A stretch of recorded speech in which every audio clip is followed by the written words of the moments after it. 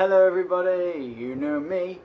Okay, no you don't, but you know who I am. I'm Mr. J, and AniMonday is back, and the show we're talking about is Claymore. Claymore is directed by Hiroyuki Tanaka, written by Yasuko Kobayashi, and based off of the manga by Norihiro Yagi.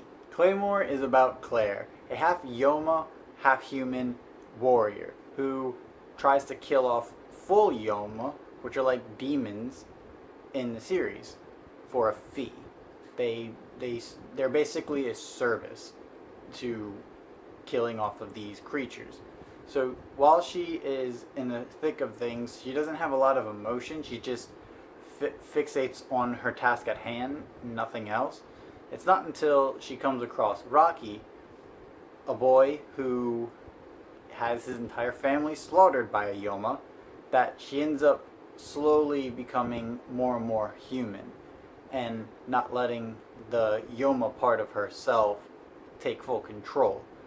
And because of this, they grow and they have a really strong bond. The more battles that happens, the more intense the story gets. Alright, now Claymore is a mature anime. It has a lot of violence, a lot of limbs getting cut off, a lot of blood getting splattered everywhere. It also has some heavy language for those who aren't a fan of vulgarity, and that's also in there, and some choice scenes of Yoma nudity.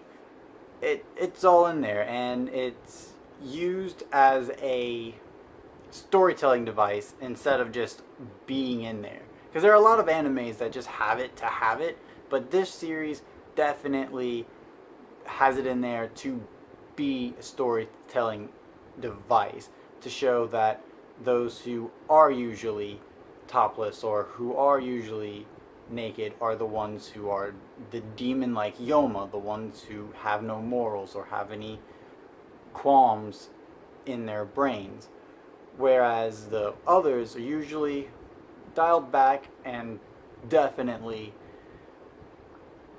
more civilized to a degree. Also, when it comes to the sexual side of things, whenever a Claymore falls and becomes a Yoma, it is described as climactic for the Claymore, so they definitely throw some of that in there as well. Also used for a storytelling device of how this horrible occurrence could happen, and because it's a mature thing, it's also a negative thing in the story, and it's pretty cool how they decided to go with that route. Obviously, this isn't a show for anybody and everybody. You have to have an open mind if you want to watch this and if you want to enjoy it. But for the most part, they do a good job with what they want to do. When the show starts off, it is pretty good, fast-paced. It has a lot of good story elements, and when they do slow down, they slow down enough. And in the later half, the last half of the series is really, really fun as well. A lot of fight scenes, a lot of Yoma awakenings, a lot of craziness going down. However, there is a middle part in the series that just halts the forward progression because it's an entire flashback arc, and that can get incredibly dull at times.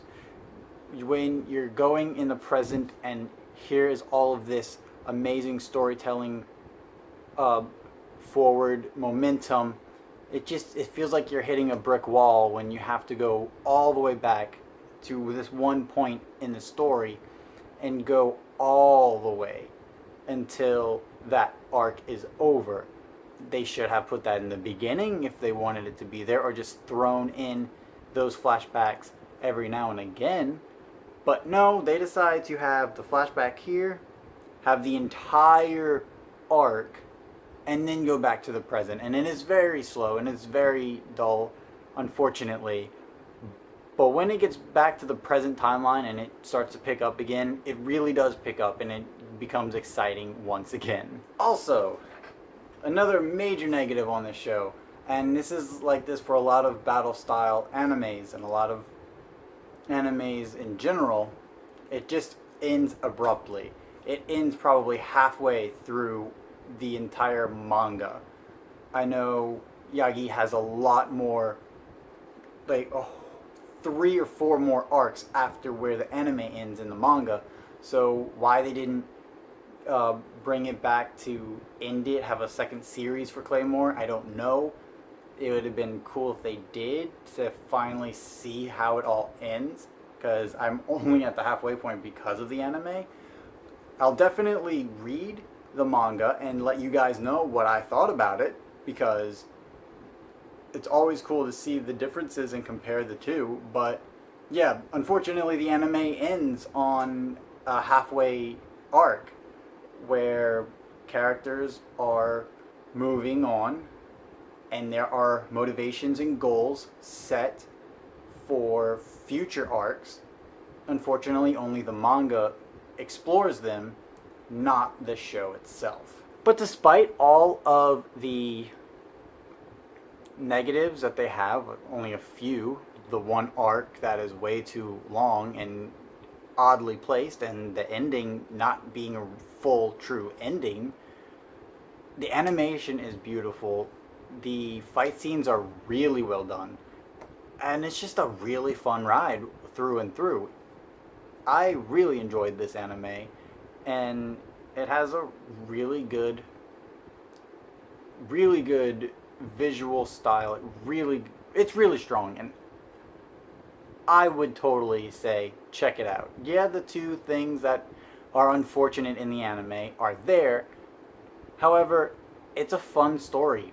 Like the first and last arcs are really amazing and heart-wrenching at times.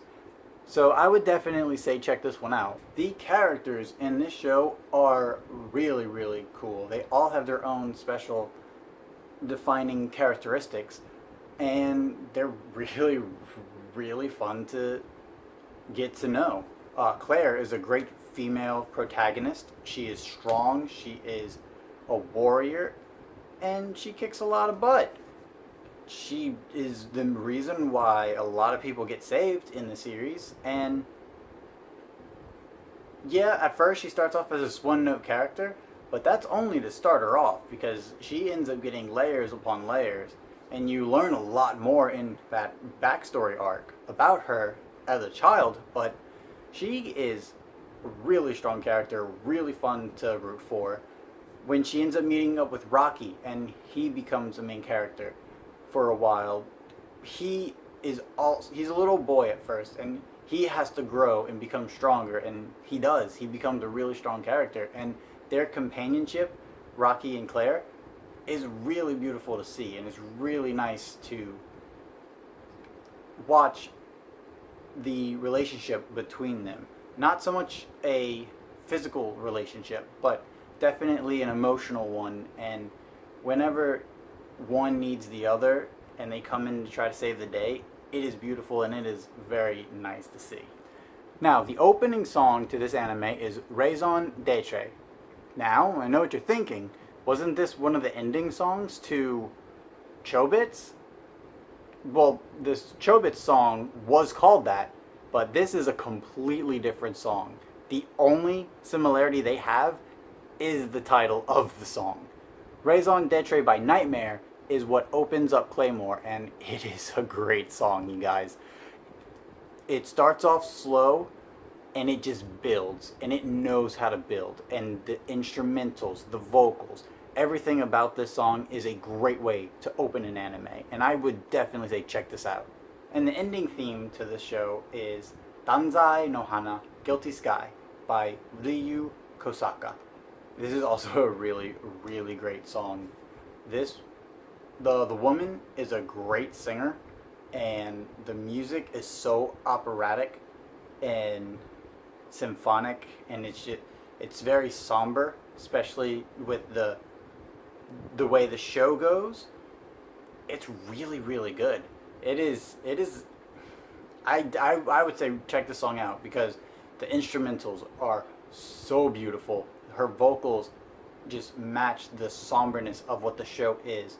So yeah, don't skip the opening, don't skip the ending because it is a nice feeling for both songs and they match perfectly for this show.